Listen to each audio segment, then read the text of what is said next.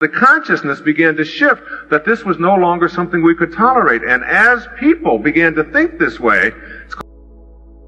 Hello and welcome to the Pacific Channel, where you learn about the law of attraction, how to manifest anything you want, meditation, and more. In this video, Dr. Wayne Dyer talks about how all of us are a lot more than our bodies, how knowing is much better than believing, and how we are all a lot more powerful than we realize. He talks about how the cells in our bodies die and are replaced throughout our lifetime. He uses himself as an example and talks about how many years after ice skating, he still remembered how. But if all of the cells in his body had been replaced, how did it still know how to ice skate? His point was that the knowing was still there. Somehow the knowing was transferred. It's metaphysical, something higher than the physical. In this video, he also compares beliefs and knowing. He discusses how beliefs always let us down, but our knowing never does. He also quotes a scripture that says that even the least among you can do all that I have done and even greater things. But you cannot have a miracle mindset if you have doubt. What you think about expands, and if you doubt, that expands too. His message is to banish the doubt and suspend disbelief. Without further delay, let's listen to Dr. Dyer. I watched the Winter Olympic trials a while back.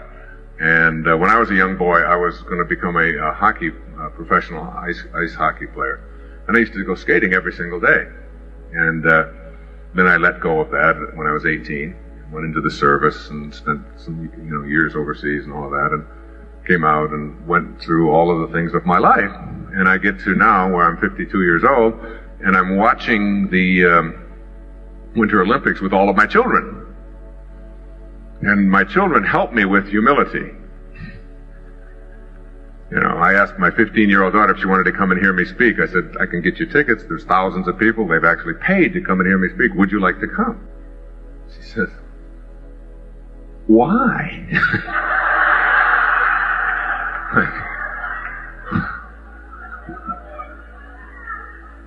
So we're watching these, and I get this all the time, all right? So we're watching the trials, and I say to my kids, we're all sitting there, and I say, I can do that. You see that Christy Yamaguchi over there? I can do those things. You can't do that, Dad. Come on.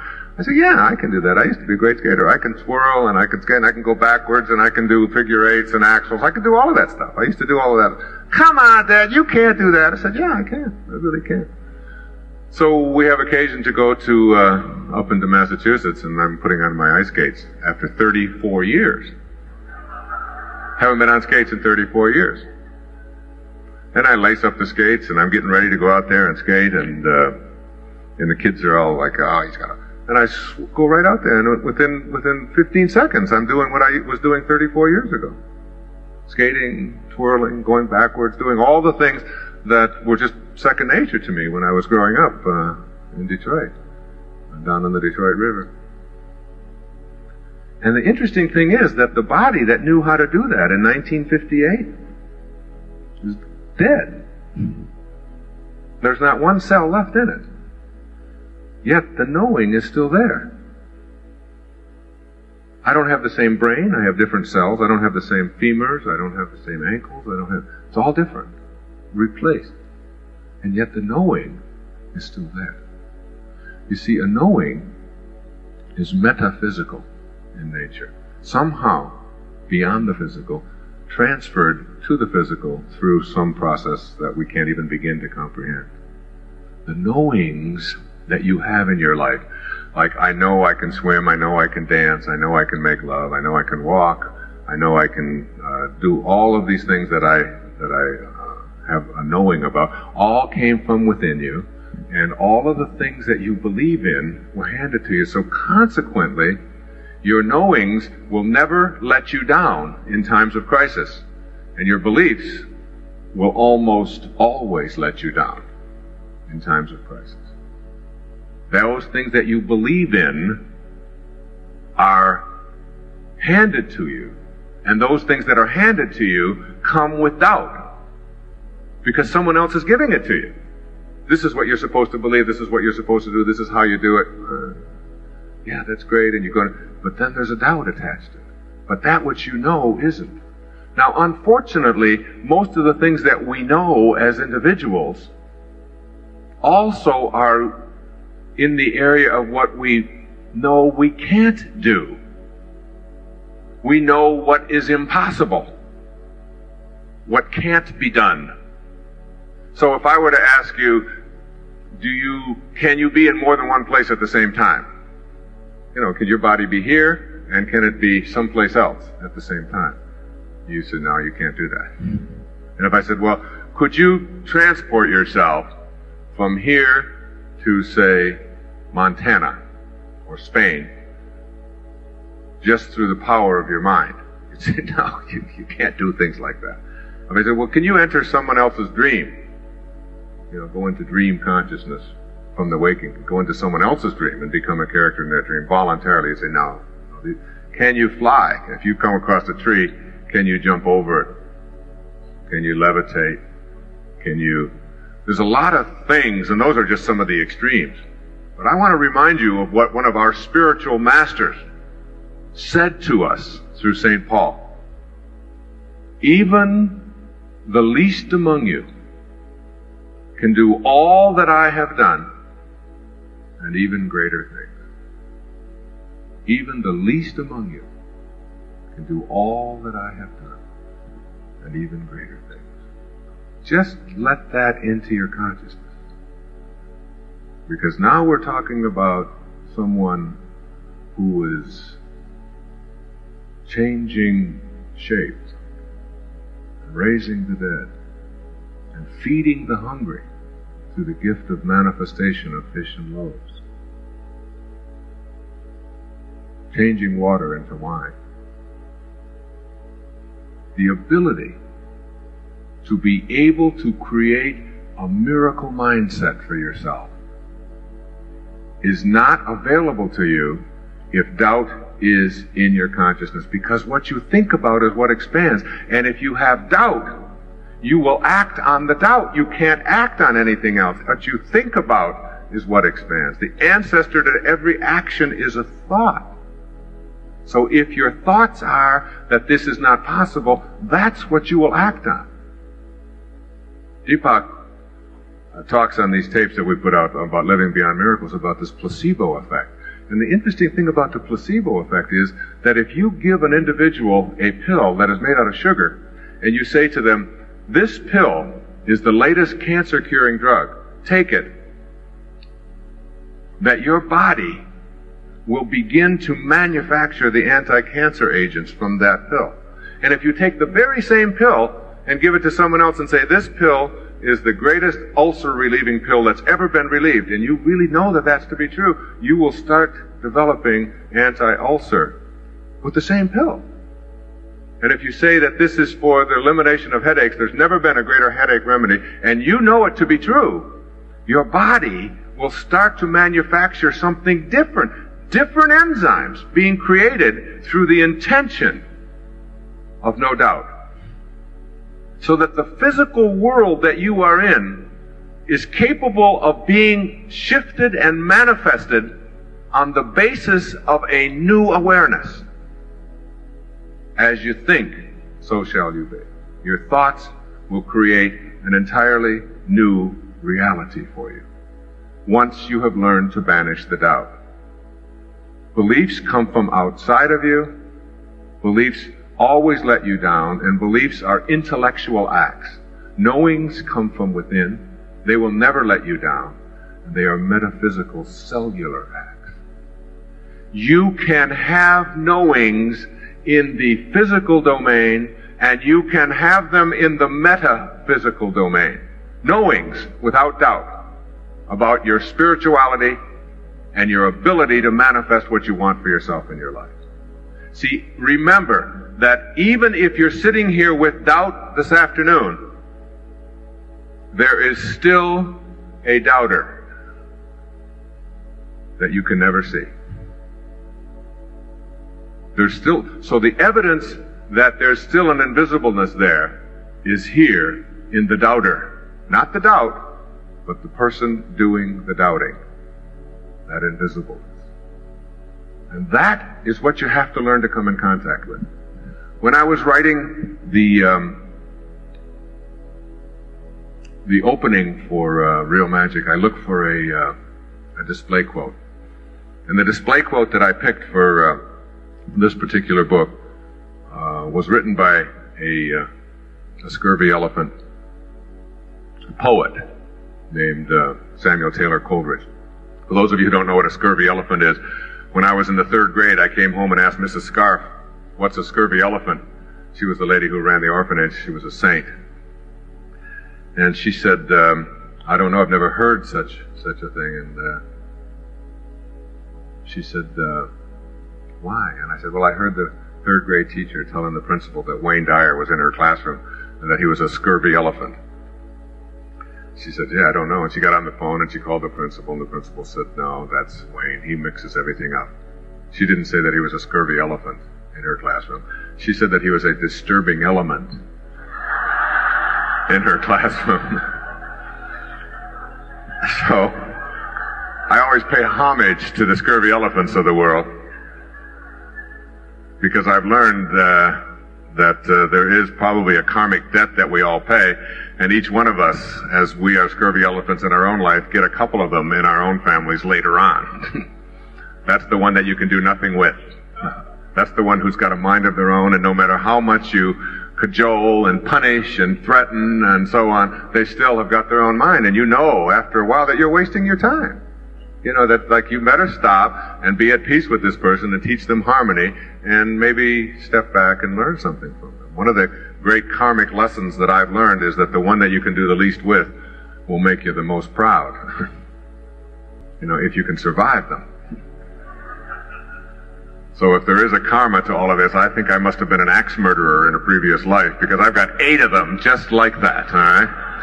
All of whom have their own mind, and all that do have their own mind, whom I adore, and stand back and never try to take it away from them. Because we also learned in our studies, when I was writing What Do You Really Want for Your Children, about how to apply these principles to the raising of children, we discovered that the ones that are raised on blind obedience and are taught to do exactly what they're told and never question anything are the ones who have the highest degree of prejudice as they grow up in their life. And why not?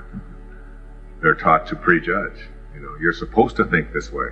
You're a Bosnian, you're supposed to hate a Serb. You're a Muslim, you're supposed to hate a Jew. You're a Hindi, you're supposed to hate a Sikh. It's, you know, and then you just you raise them to not think for themselves, to get into this no-think mentality. And so, I honor my scurvy elephants. And there was one named Samuel Taylor Coleridge who took on kings and queens and so on up in the eastern part of the United States 100 or so years ago. And this is one of his great poems. And I'd like you to just, as I just say it to you, I'd like you to really banish the doubt. I'd like you to just let it in. Do what we used to have to do in poetry classes when I was studying English literature. They used to tell us that you have to have this willing suspension of disbelief. You know, when you go to a movie theater and there's a 2-dimensional screen there, and you know that this is just lights flickering on and off in a screen. It's not real. And you don't go in there and say, well, this is ridiculous. Those are just lights, and those aren't people, and look at this. I can put my hand in there. You don't do that because you wouldn't be able to get anything out of it. So what you do is you suspend your disbelief. And you allow yourself for a couple of hours to be entertained, and then you walk out and you say, that was so phony, they didn't do this, and those were... So while you're in it, so what I'd like you to do for the remainder of time that we have is just suspend that disbelief and just listen to this. This is what Coleridge said. He said, what if you slept?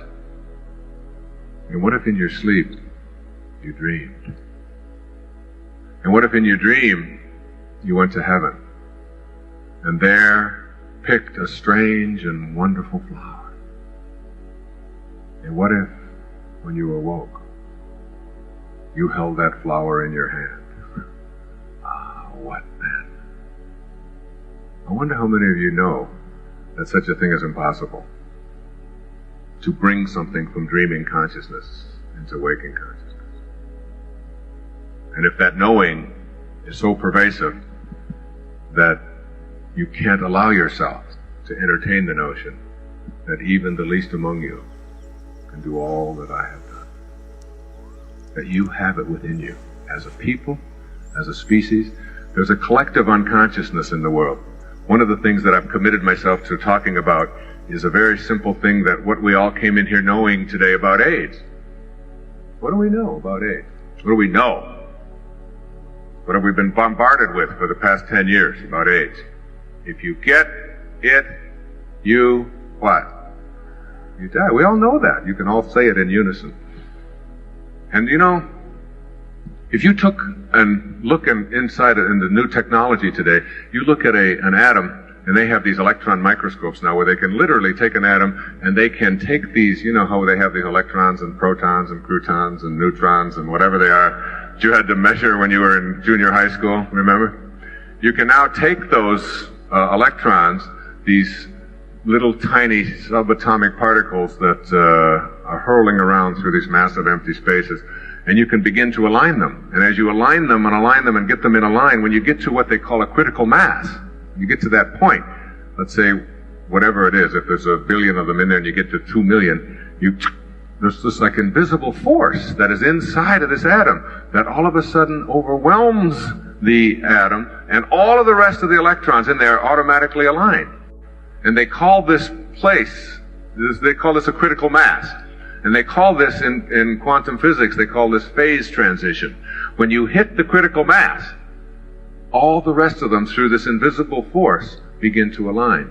And quantum physics is nothing more than the study of how things behave at this subatomic level. And what we've discovered is that we're made up of these things. So that when enough of us, as a people, begin to think in certain kinds of ways, and we reach a critical mass, then all the rest of us begin to align that way. And the same kind of changes that take place in the history of humanity in one place take place all over the planet at the same time. Like slavery began to be stopped about the middle of the 19th century, not just in Africa and here, but in Asia and in Indonesia and all over the planet, because the consciousness began to shift that this was no longer something we could tolerate. And as people began to think this way, it's called the 100th monkey effect, where they will take these monkeys and they will teach them how to wash sweet potatoes over here, and all of them will watch each other doing it in what they call allelomimetic behavior, where they will mimic each other, and then when they reach the critical mass, all the rest of them are suddenly doing the same thing, and then they go over to this island over here, 200 miles away, where they haven't even had any contact with the same monkeys in the same species,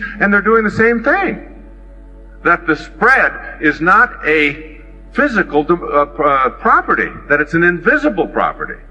That indeed we are all connected, but what we're connected with is... According to Dyer, when you suspend disbelief, miracles in your life can happen. You have the power inside of you to transform your life into anything that you want. You just have to believe it. Believe it and you'll see it, as Dr. Dyer used to say. You can take what you dream about and bring it to consciousness. It's so much more of a choice than we realize. Dr. Dyer talks about how powerful the collective consciousness of man is, and the amazing proof that it exists when you look at the example of monkeys. It's so interesting that monkeys can be hundreds of miles apart, and if one group of them figures out how to accomplish a task, they all do. The same is true for us. We just have to reach critical mass that they call the 100th monkey effect. For example, when enough of us decide to meditate to bring crime down in a city, crime will come down in that city. You have the power to change your life, and we have the power to change humanity. We are just starting to learn our true potential to not only improve and heal our lives, but for all of humanity too. If you like this video, please like and subscribe to watch more videos like this. Thanks for watching, and now have a great day or night.